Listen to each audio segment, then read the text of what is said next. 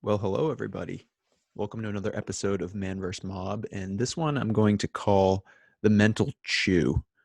And maybe it's because my mind is thinking of Thanksgiving and food, but in reality, it's because I like to use metaphors that kind of relate to um, uh, our body and our diet and our metabolism to draw parallels to what our minds do.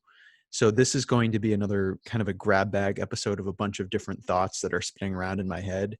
But when I say mental chew, what I mean is just like I've talked about how we need to get into the frame of mind of the slow food diet and being thoughtful about what we consume and what we put into our bodies, we need to be more thoughtful about what we consume mentally and put into our minds, because we've been putting a lot of junk into our minds, and what we choose to believe, we don't really think over very much.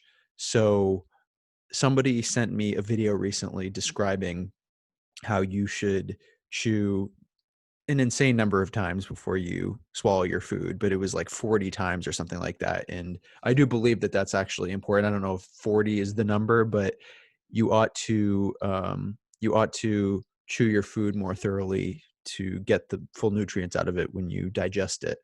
But I think we need to do the same thing with our minds, in the sense of thinking before we put information to our minds, rather than just uh, dumping into our heads whatever we see on our streams, whatever, or when I say streams, our scrolls, our infinite scrolls on social media, whatever the newscasters and the pundits tell us, whatever we're taught in public education, um, whatever we see in public, even whatever we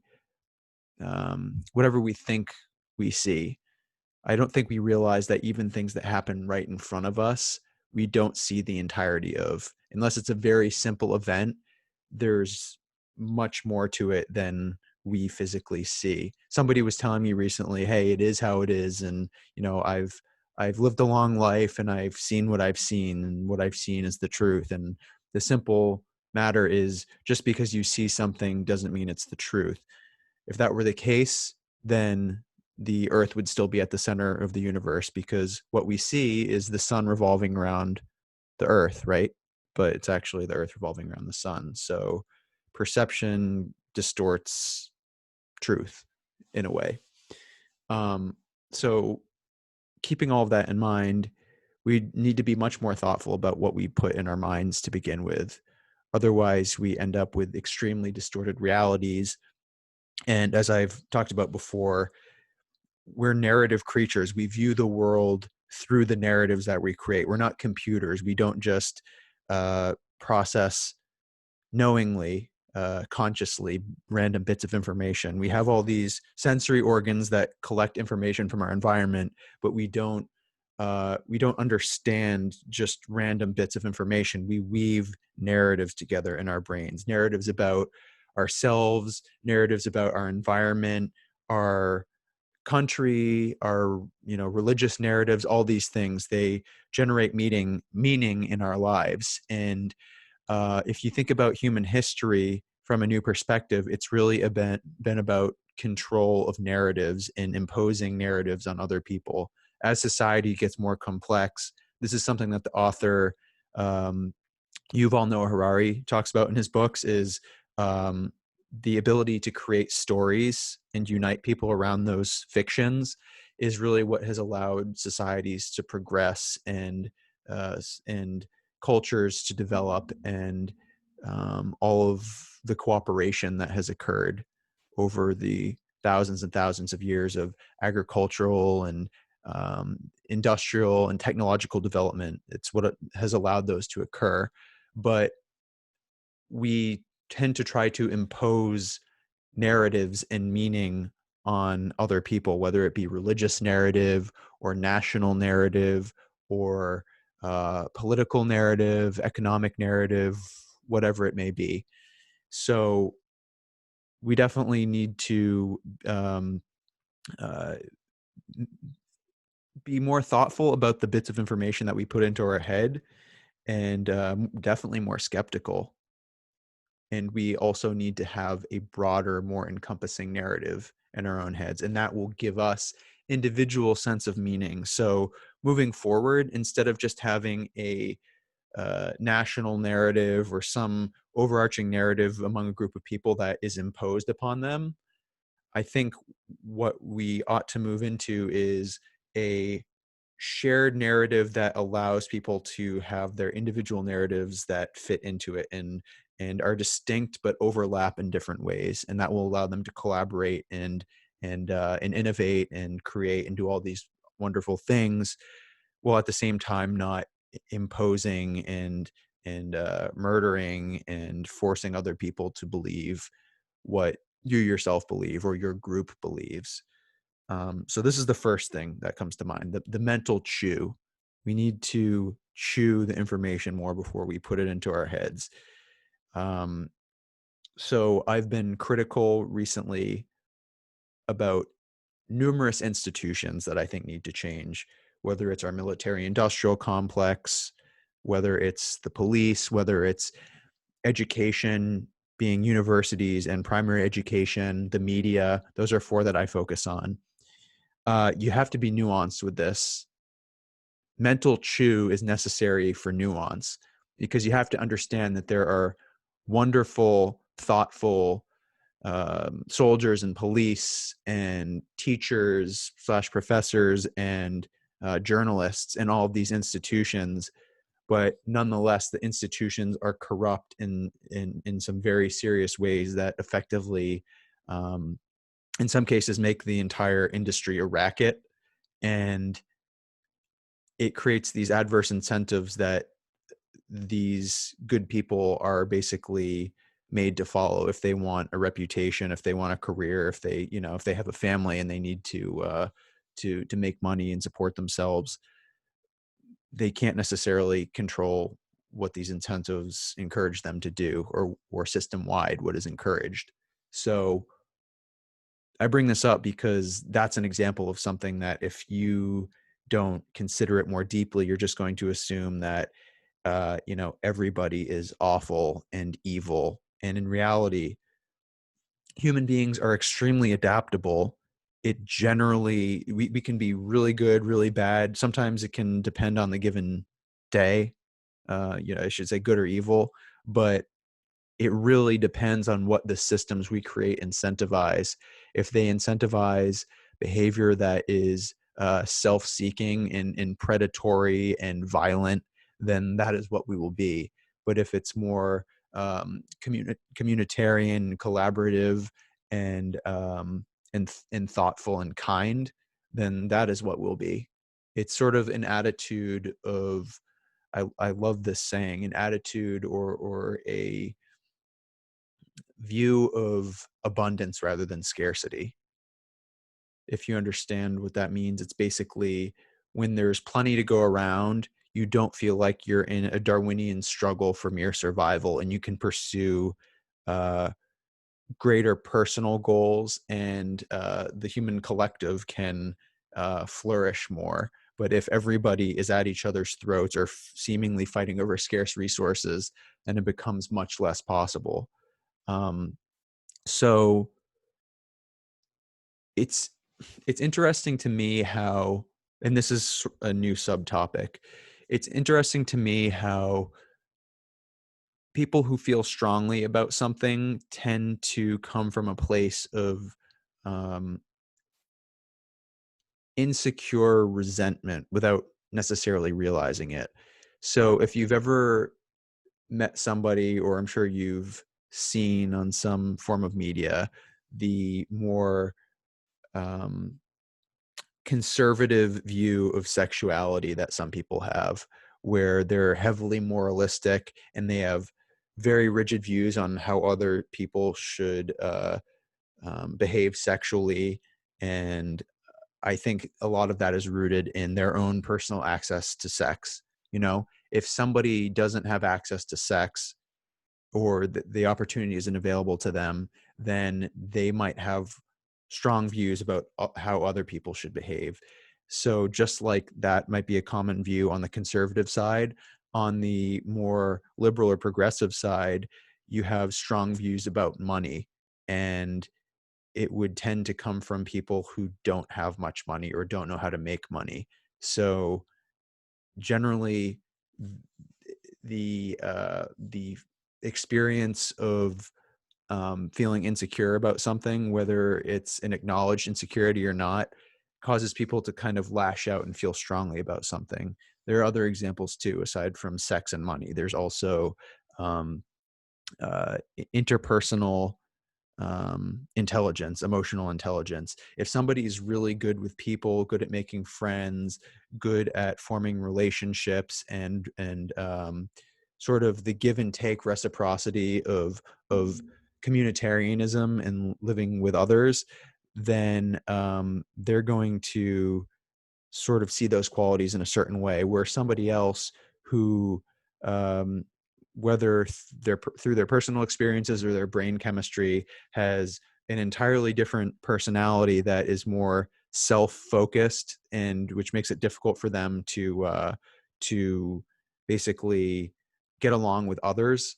And people who are more narcissistic, for example, they're going to be much more heavily suspicious about um, sharing and community and all those things that require interpersonal relationships, because they're not skills that they have, and they are going to therefore view the world in a more Darwinian manner of everybody for themselves, and having the qualities of being able to fight it out are really the qualities that they will value, and they'll be suspicious of people that don't have those values, and they'll kind of ridicule the notion that people who don't focus first and foremost on money or acquiring as many resources as possible are soft or weak or whatever, when in reality those people might just be better at thinking a couple steps ahead. Where sure, in the short term, if you try to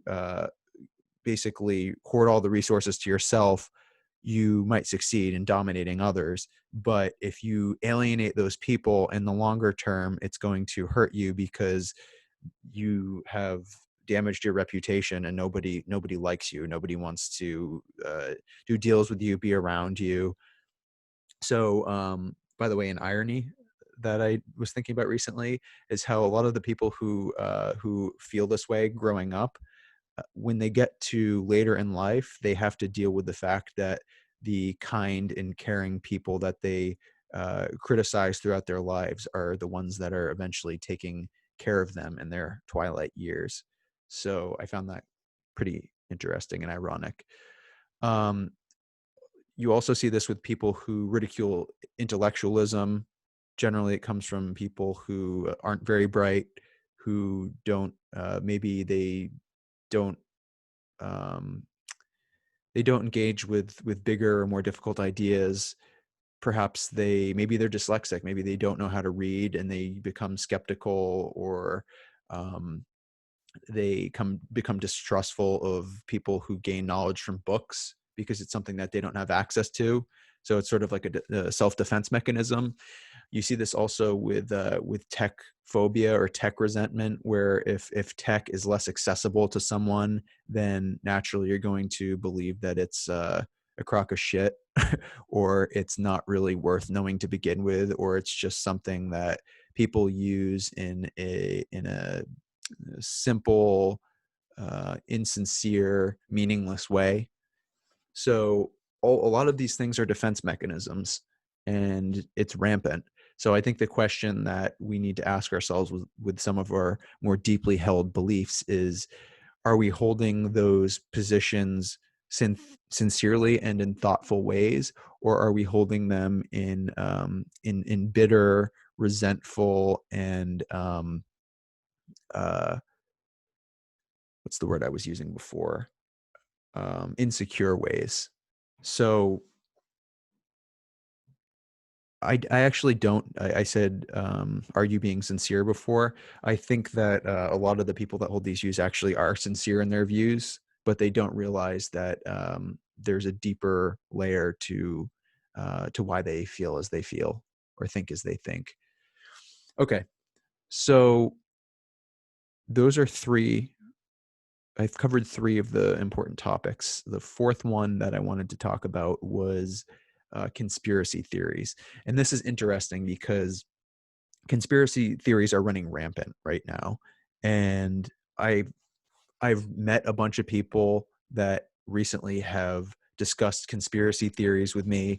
Um, I'm open to alternative explanations and alternative um, history and whatnot, if you can demonstrate that there's proof of it.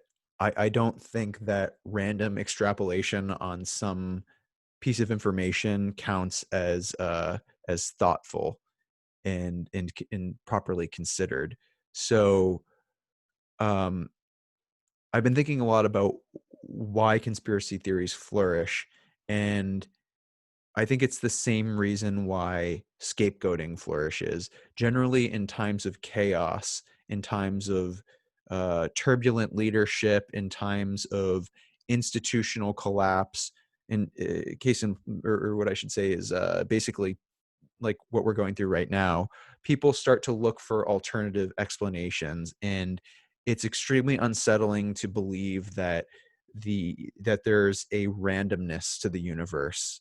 It's much more satisfying to believe that there is like a consciousness kind of pulling the strings and guiding things, whether it be a god or a group of people. So that's where a lot of the conspiracies have taken root. You know, you think about the international Jewish cabal that Hitler was talking about, or the various, the Illuminati, the various shadowy figures, the deep state.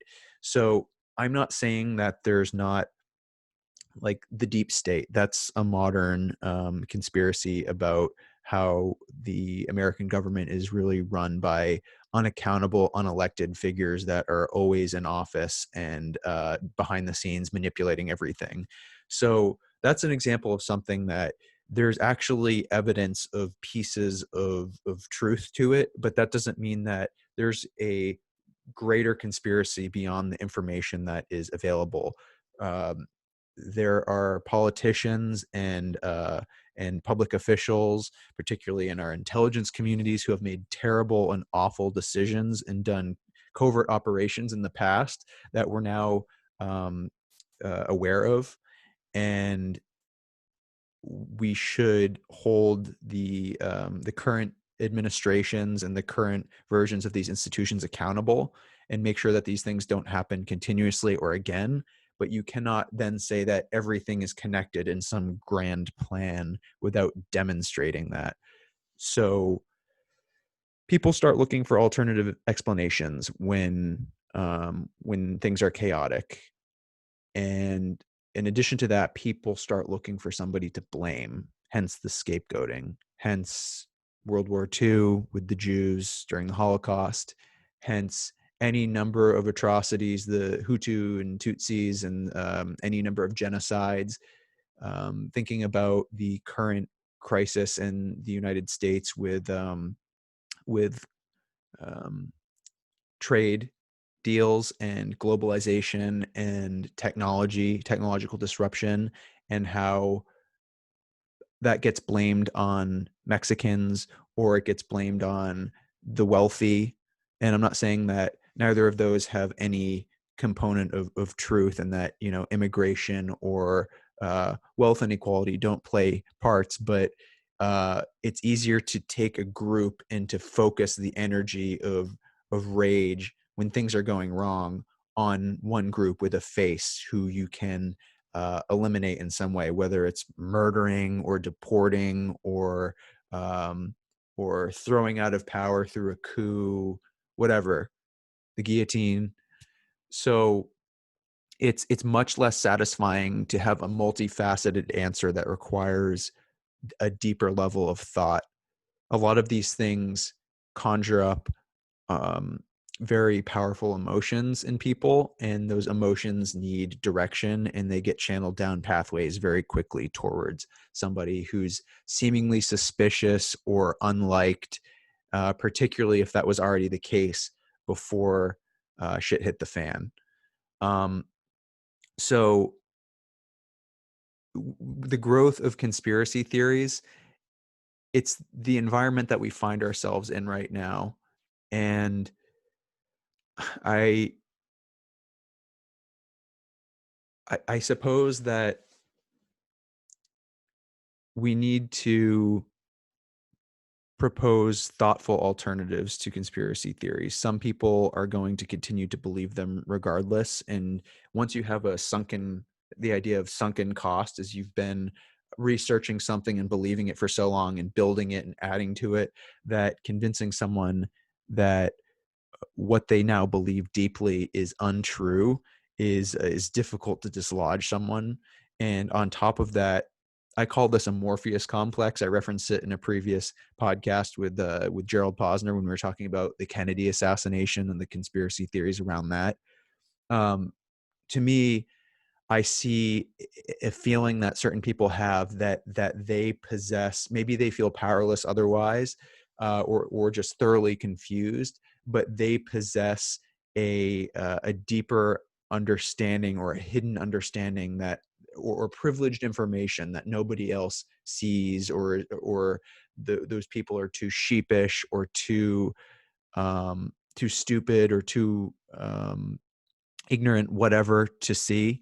And they feel like they have that privileged information, the sort of you can't handle the truth moment at the end of A Few Good Men, where if you're unfamiliar with that scene, Jack Nicholson is in court and they're grilling him about his involvement um, with a murder of I believe, um, a black guard in the bunks at Guantanamo Bay, and uh, he was on trial, and they were asking about sort of a string of bad things that happened under his watch, and he said, "You don't get it.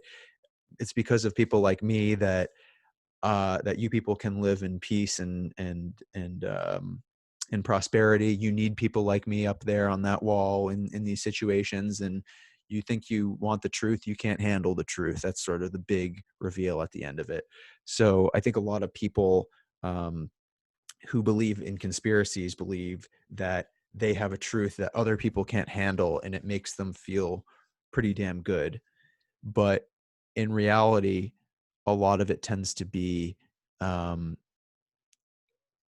uh, jumping to conclusions rapidly rather than proving individual connections and meticulously mapping and proving some type of nefarious um, plan or nefarious collaboration between people. So it's interesting. I was given a book recently with a bunch of this was somebody saying, "Oh, you've got to look into this," and it was a book connecting pretty much every conspiracy that I've ever heard of. It's like a super conspiracy, and I think in a way, people who believe in conspiracies believe they're doing what Einstein was doing when he was trying to create this unified field theory, which is connecting all the forces and fields in the universe, all of these equations that he came up with, which were beautifully simple, into one sort of super equation. And that's another human tendency, is to really want to reduce the complexity of the world into something that we can comprehend and something as beautiful as an equation. Um, we filter out much of the complexity of the world in our understanding. And I believe that moving forward, the next major realization and difficult pill to swallow for humanity is how little of reality we ultimately understand, and how much complexity is effectively has been in the past filtered out, and which is going to become um, more visible to us, but not necessarily more explicable in the sense of us being able to understand it. And this is where our artificial intelligence will help us out. So we're going to see more human intelligence paired with artificial intelligence. But um, if you think about the first bitter pill that humanity had to swallow, it was that we were no longer at the center of the universe. It wasn't an an Earth-centered solar system. It was actually a sun-centered solar system, and we revolved around the sun. So we lost that privileged position in the heavens. And then with Darwin, by the way, that was Copernicus. And then with Darwin, there was the revelation that we were basically just another species of sophisticated ape rather than a unique position in some hierarchy. We were a branch of evolution. So we lost our status and our religious origin, our creationist origin with that. And then the next bitter pill to swallow is that we do not, human beings do not have the full capacity to understand the entire universe and everything in the full complexity, and how you know, how many millions of timelines exist simultaneously, and in the random chance that occurs in the interaction between our complex systems. Reason, what came out of the Enlightenment, the idea that reason will dominate and can solve anything pretty much. Reason still is supreme, and in the sense of the tool that humans use to innovate and to kind of understand the world around them. Um, but at the same time, reason has its limitations, and it's like trying to see in infinite dimensions. Where we live in 4 dimensions, humans, the 3 spatial dimensions in time, but it would be like for us to try to visualize a 10-dimensional space or object. It's not something we can perceive. So the full complexity of the world and the universe is beyond us, but we will get through it. This is something that is dawning on us, and it's really blowing our minds right now as um, all of the narratives and things that we've been fed are kind of coming apart. We're going to be approaching the construction of a new narrative here soon. And when things move, when society in particular moves far apart, it tends to come back together. So a lot of this stuff is cyclical. I'm not saying we're at our peak furthest apart yet, but we're going to be coming back together. Once again, I know I'm sounding like a broken record with this if you've listened to other episodes of the podcast, but there's going to be a new narrative, a new ethical framework, a lot of institutional change that's about to come about.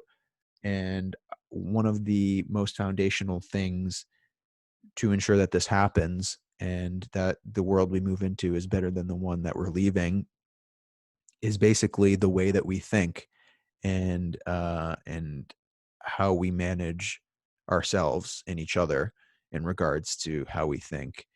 Because lazy patterns of thought and obsolete mental models and views of the world and each other, old bigotries and um,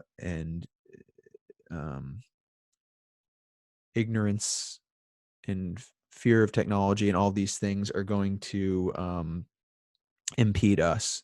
So